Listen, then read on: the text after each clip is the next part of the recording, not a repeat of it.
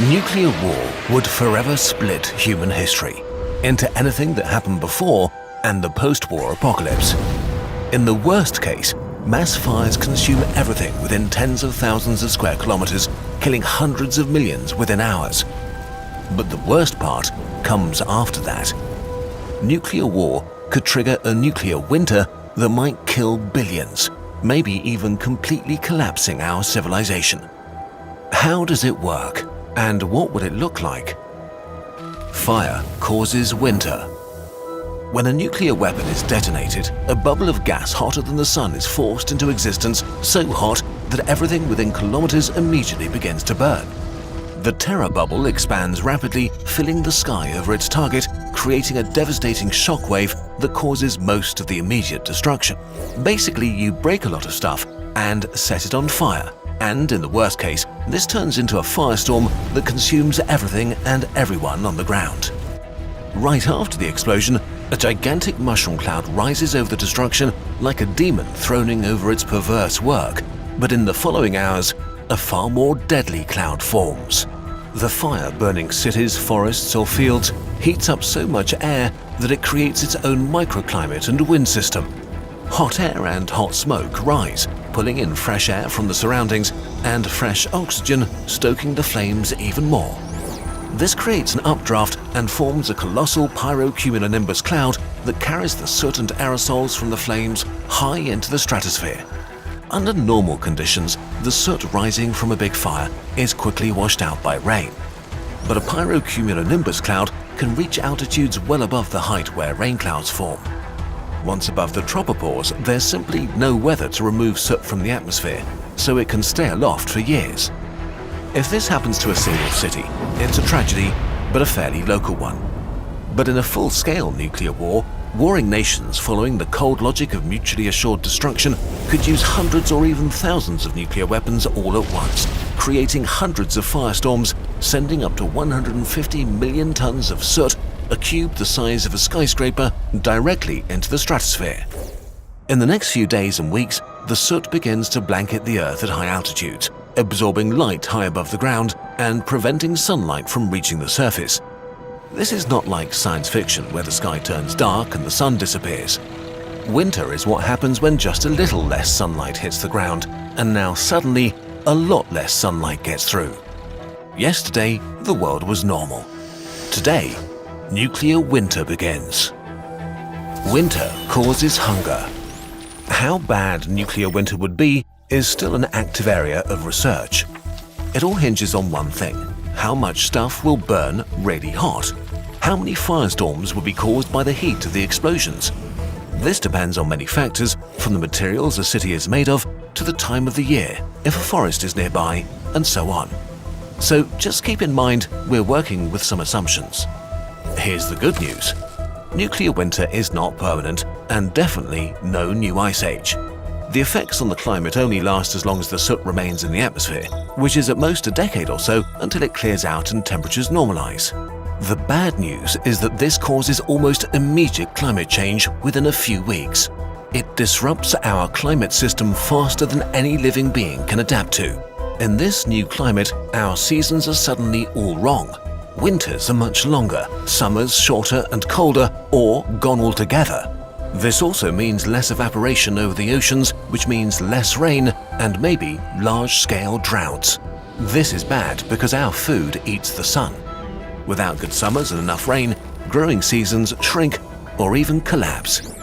The majority of humanity lives in an area called the mid-latitudes, a strip of land that has the ideal temperature for our species, not just because it's not too hot or cold, it's also where the plants we eat grow best. The vast majority of the food we eat stems from a few highly efficient crops that are mostly produced in a few very agriculturally productive regions like the US Great Plains or Ukraine.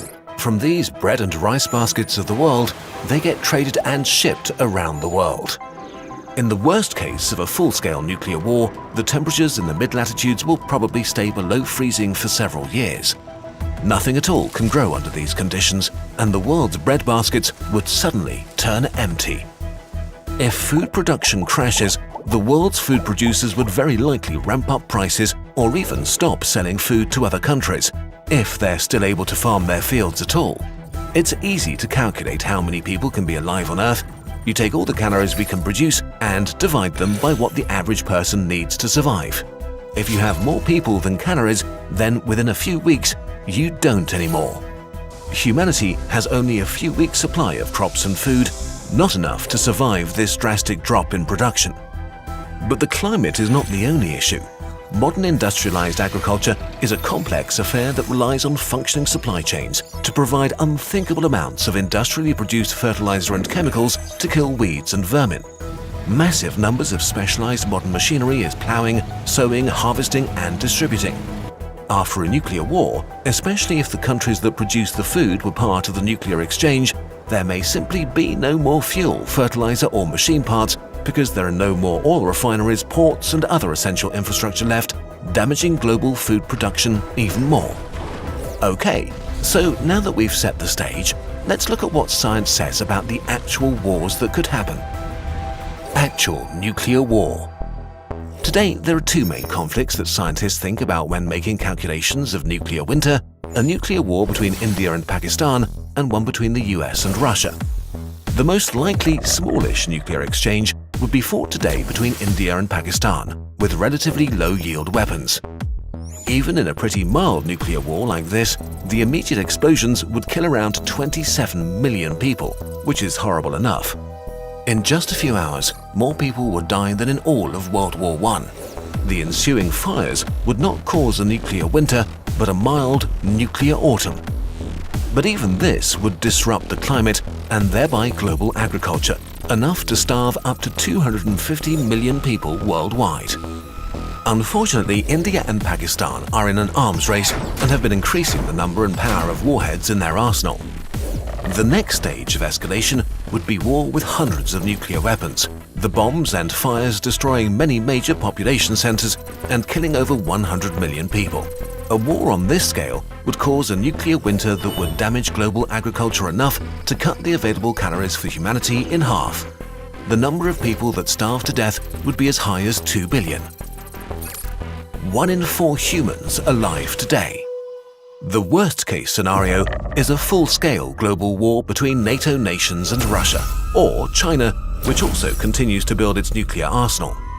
In a war between a former, future, and current superpower, thousands of nuclear weapons could be detonated. In a scenario with around 4,400 nuclear weapons, 360 million people would perish right away. We have no other event to even compare the death and destruction to. It's like humanity dropping an asteroid on itself. The nuclear winter that follows such an apocalyptic war would tank human calorie production by as much as 90%. Not only would almost all of our agriculture take an immediate and deadly hit, the climate would take at least a decade to recover.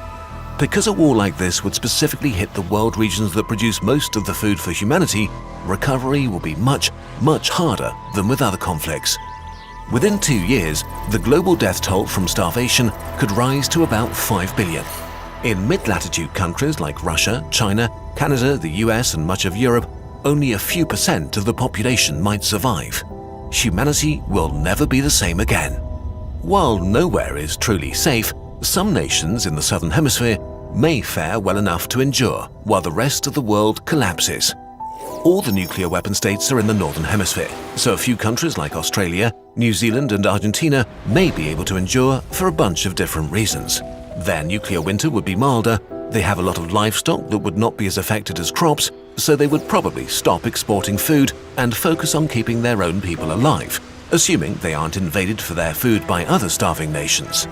It's safe to say that the world would become extremely unpleasant for a long time, and it's impossible to know how many people would have died when the nuclear winter ends. In the worst case, human civilization could collapse and the survivors would be thrown back thousands of years, slowly trying to recover a world full of scars and graves. Eventually, when they've rebuilt civilization, would they ever build nuclear weapons again?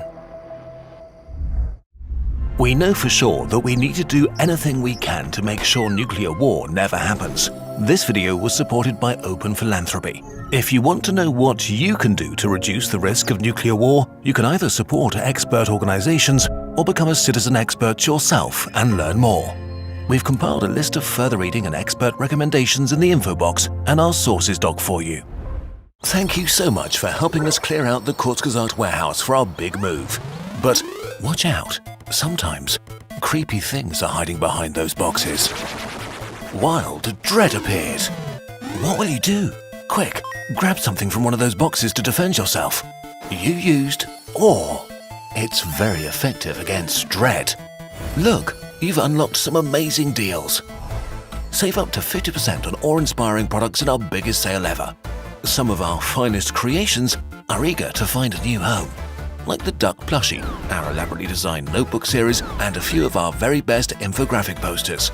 The Burbs will be moving the last boxes to the new warehouse soon, so grab a notebook, plushie, pin or poster before the moving sale ends or before dread gets a hold of them. The birds really appreciate it.